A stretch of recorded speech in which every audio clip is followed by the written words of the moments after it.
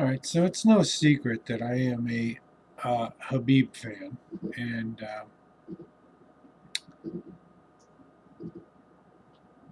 I keep hearing narratives all over about Sambo sucks and Habib's not that good.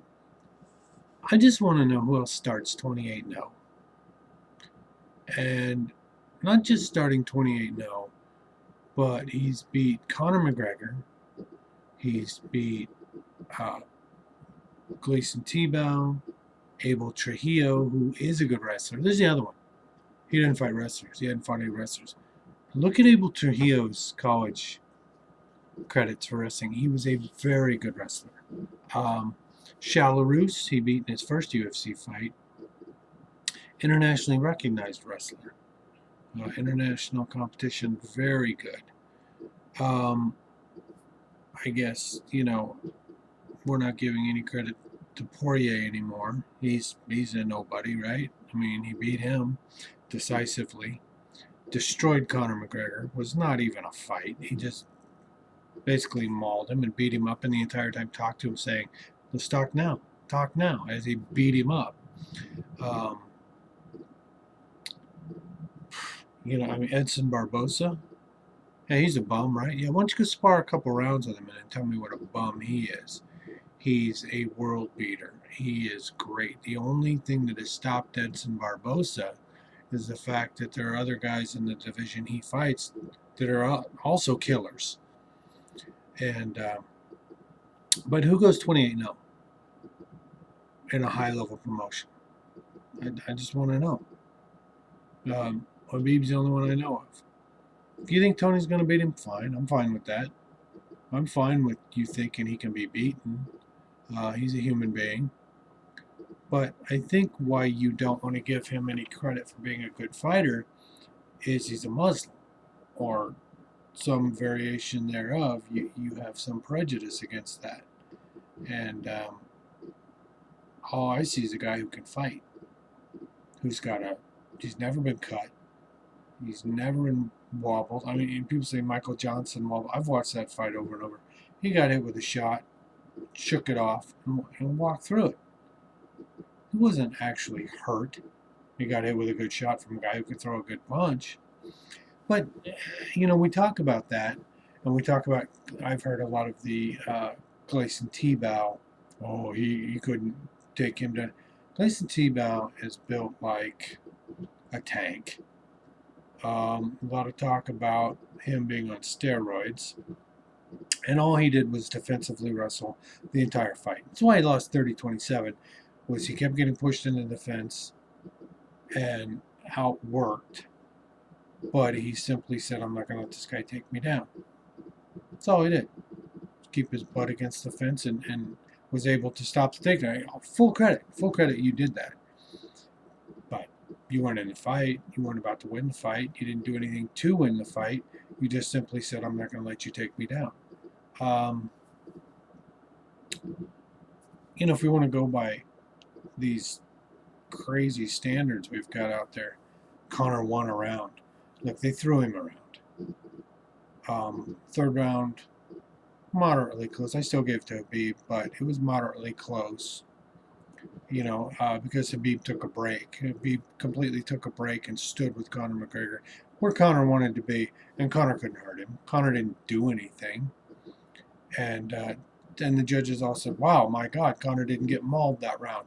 Let's give it to him. That's about the way that went.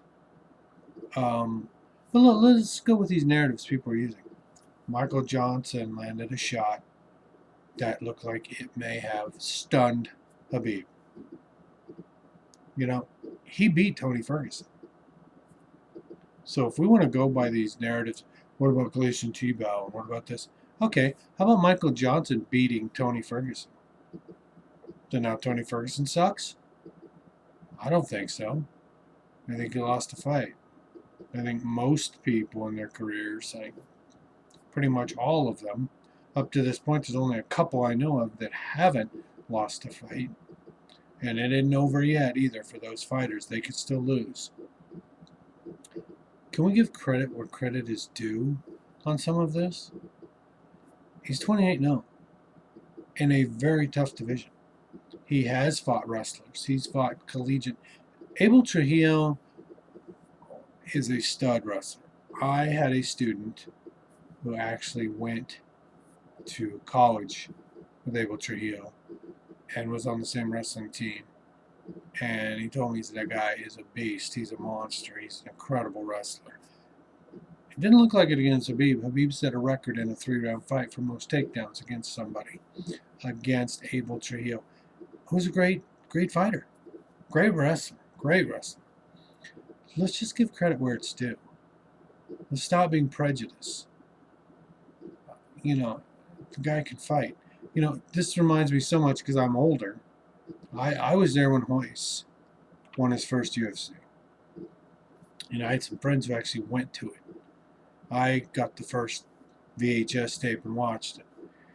I've been around for all of it, and throughout a long period of it now, last 20 years, I've heard, "Oh, Fedor sucks." Can you be more biased? Can you be more prejudiced against a guy who started his career 31-1-1? Now, the one loss, if you want to call it that, was because he got cut in a fight against T.O.C. Kosaka. And it was in a tournament style, so they didn't want the cuts, didn't allow the cuts, so they moved T.O.C.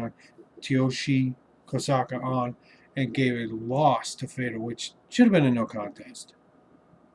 Illegal strike, cut, they didn't deal with that, but it wasn't a loss.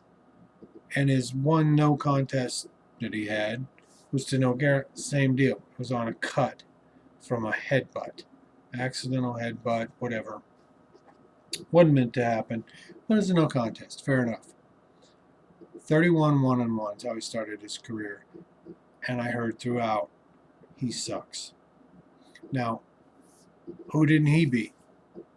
Mirko Cro Cop in his prime? Was he a bum? Minotauro in his prime twice? Was he a bum? Mark Coleman, when he was much younger, he was still a stud. Kevin Randleman in his prime? Was he a bum? Now, there were some freak fights in Pride. Some of those fights weren't real. I don't think Zulu Xinu or Hong Man Choi, some of those crazy fights were, that crazy legitimate challenges. But are we going to say that Minotauro, Heath Herring in his prime, all those guys, Gary Goodrich, Mark Coleman, Kevin Ryan, all those guys, they were bums? Or just don't like him because he's Russian? He doesn't speak your language, he doesn't talk crap, he doesn't get caught with hookers, he doesn't any of this stuff. I don't know what your criteria is, but mine certainly isn't where somebody's from. Big Gracie Jiu-Jitsu fan. Should I hate them because they're not from where I'm from? Or should I respect them because they're great fighters? And that's been my question for a long time. What is it we don't like about some fighters, and what is it we do like about others? And when a guy's undefeated, or damn near undefeated, we need to give him credit for it. We need to give Israel Adesanya credit for being a great fighter. He is a great fighter. He's doing a lot of great things. Now, is he untested in some areas? Absolutely.